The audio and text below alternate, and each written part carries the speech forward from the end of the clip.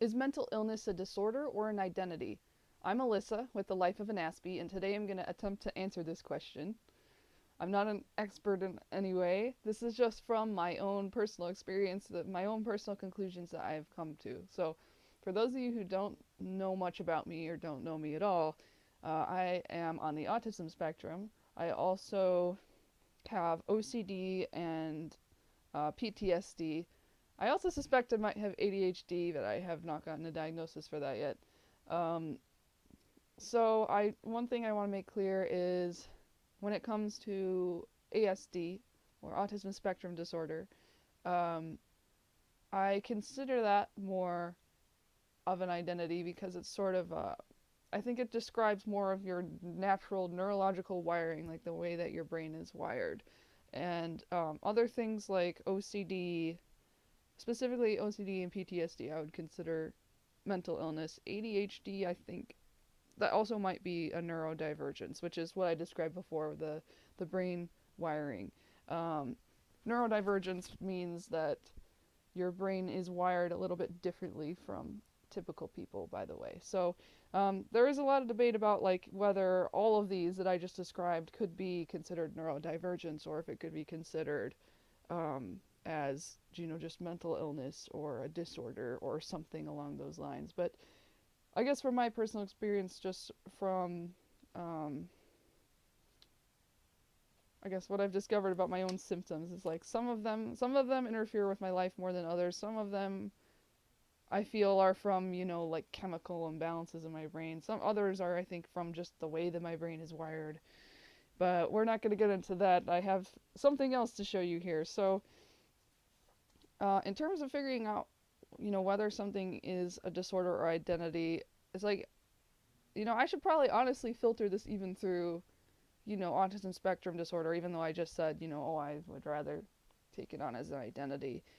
Um, So the interesting thing about your brain is I think most people's brains, they're wired a certain way from birth, right? So I think that certain people are more susceptible to certain things, like for instance OCD, um, than others. And the tricky thing, from what I've discovered, is that there are some traits that are associated with labels like OCD or PTSD or things like that that can actually have sort of a positive side or positive outcomes, positive traits that aren't necessarily associated with the disorder, but they look a lot like the symptoms of the disorder. Let me clarify that. For instance, um, I did this with my OCD because this is sort of the easiest example for me. I thought about a trait of mine that it could fit into the category of OCD, but also is just something about me that doesn't have to fit in the category of OCD. This could describe positive traits about me too. Um, so what I did is I made a statement that fits in both of those, and this is what I have here. Whoa, let me fix that. Okay, there we go. Um, so it is, I must stay organized. Is that what it says? Yes. I was reading it backwards. It says, I must stay organized and I don't like it when my things are moved. That's something that is very true about me. I'm just fixing the exposure for a second. Um, Now, the thing about this, I associate this with OCD because um, it helps my anxiety to stay organized, first of all. But second, it's like I feel like with my OCD, there's sort of a need to control. I need to control things because they have so much anxiety. It's like I need to have control over certain things in my environment. It's like when I'm having intrusive thoughts, I don't want to see messes everywhere. Like it helps me to know that things are in place. Um, and so I don't necessarily have like OCD cleaning kind of thing. I do have these periods where I get really, really anxious and I'm just like, I'm just going to organize everything. So I organize everything. But it's not like so extreme that it's to the point of like, oh, I'm scrubbing the floors until there's no floor left. It's not like that. It's just like I'm just getting organized to keep my brain organized. Um, so I do actually associate that with my OCD. But also, me staying organized can also be seen as like a positive trait. Um, it can be helpful with a lot of other things. Like I've actually helped other people get organized this way. Like for instance, like my family let me put labels uh, on all of their drawers in the kitchen, all like where all the silverware and all the utensils and things go. So it'd be like, okay, so ice cream scoops go here, and then forks go here, and spoons go here, and so everything has relatively kind of stayed in place because I put those labels there, and so that's kind of cool.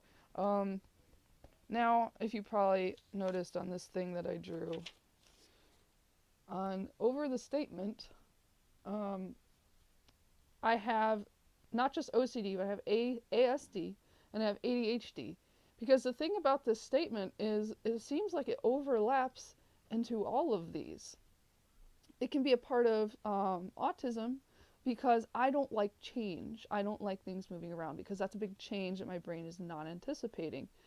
Uh, if I do have ADHD, it could also be ADHD, and that sounds probably kind of opposite to what you might think because you might think ADHD, oh, that means you're all messy and stuff, right? I mean, that is some cases.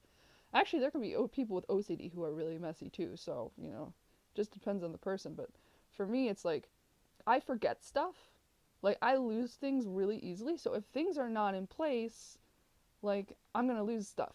So I would associate it with all of these. See, there's so much overlap that it's like, how do you say that they're all? I mean, you could say they're a disorder, but it's not like something that you can just eradicate from your brain because it's like this is just part of my wiring here. Um, See, I just like kind of almost proved myself wrong here by saying, oh, I consider this a mental illness and not this. So I'm pretty much contradicting myself here. So ignore what I said at the beginning, because now that I'm getting into this, it's like it's a lot more complicated than you'd think. Um, so another thing that I did is I decided to take 5 traits of mine, similar to this statement, 5 traits of mine that can apply both to OCD and not OCD, things that are outside of the very specific criteria under the label of OCD. So these are traits that I would consider sort of a part of my personality, but can be, I guess, disordered. So the 5 traits are organize. Well, they're just words. They're not like grammatically correct, but we got organize, control, neat, specific, and thorough. So these can be very characteristic of OCD. They are for my OCD for sure. And the thing about these traits, like I was saying before, when it comes to, sorry about the exposure, it's kind of weird. I'm using a very weird camera app right now. Woo! Okay, I'm just gonna pick. There you go. So the thing about these traits is like I can see these coming out whenever I am anxiously organizing or when I am ruminating over something. Sometimes it's funny, I just realized I didn't mention PTSD on this. I have some like PTSD triggers that trigger like that trigger all this other stuff, especially the OCD. Like I will ruminate over something that like happened or um, something like that. So let's say I have to crap. Now I gotta think of a PTSD trigger, and it's like I don't want to think about it. Let me think of something kind of specific that's not too like weird, I guess. Um, like let's say I've had, mm, let's say I've had a bad experience with being called sensitive, like too sensitive. Like I've had issues where I've like lost friends because of the way that I am, and I could never really figure out what it was, and I realized later on maybe it's just because I'm too sensitive. I take stuff too personally, and so like I react very badly when someone tells me that I'm too sensitive. So let's say I have a thought in my brain. It could actually start out as an OCD intrusive thought, and it'll be, um, it's like, oh, I'm too sensitive. I'm too sensitive. I'm too sensitive. I trigger myself because I've had bad experience with that. And then one of my compulsions is uh, trying to Google a reassurance, like to say that, okay, I'm not sensitive. Like I'll just Google articles about sensitivity and stuff because I know in this culture that I live in right now, there's lots of stuff out there that's very like positive about sensitivity. It's like I'll just read some articles to make myself feel better, like saying like, oh, it's okay to be sensitive and all of that stuff. So I'll read those to feel better. But this can be bad because I can ruminate for hours and hours and hours trying to read these articles, trying to make myself feel better, and it doesn't always work. And I'm like getting crazier and crazier. And like a lot of those traits here, organize, control, neat, specific, thorough, it's like, I'm not very organized during this though, but like I want to control my thoughts. I want to control what's happening in my thoughts. Um, I want to be specific. I want to find something very specific when I'm Googling these things, and very thorough, reading a ton of articles, a ton of articles. So those are things that I can attribute to OCD. But these things in different contexts like this can be helpful actually. I noticed these traits make me a very good, from what I know. I mean, if I'm actually bad at this, someone tell me. These traits make me good at organizing and hosting parties because I'm really good at writing lists. I'll write, all the things I need for the party. I'll make sure everything is ready. I'll make sure everything's matching, and like uh, I don't like try to go overboard because I know my limits, but I'll prepare everything. I'll think about like, okay, we need a salty snack, we need a sweet snack, we need soda, we need this, that, movies, things to do, and then I think about the specific people who are coming and think this person might want to do this person might want to do this, and I'll make sure all those activities are there. And like when they're there, I like try to make sure that they're all having fun and all that. So like that's something when these traits are not really part of a disorder, they're just part of my personality. Um, so I drew a little picture here, which I'm going to show you. If I hold it too close, it might be too bright. But this is a brain, as you can clearly see by my clarification right there. I drew it a little too round. But so what I did is I took these 5 traits and I put them all over my brain. I'm sure my brain has more than just that, but this is just for the sake of the example. Um, so like this part, this white part, this part is just the rest of my brain. This is like, this is all of like the good things. Is like, oh, I'm a party host, or these things are my personality. And over here, this is like the specific cases when these traits become disordered. And that is what the OCD is. I'm not saying that your brain actually looks like this. Like you wouldn't have a chunk of OCD in your brain. Really, it's just if I were to try drawing it out again more accurately, it would be a little more complicated. It would be like the neurons firing in a specific pattern in different places in the brain to achieve these specific negative outcomes. So, yeah, so I guess my conclusion from all of this is that the label is more complicated than being just a disorder or part of my identity. It's a way to describe specific symptoms that point to traits that could interfere with my life if they aren't managed.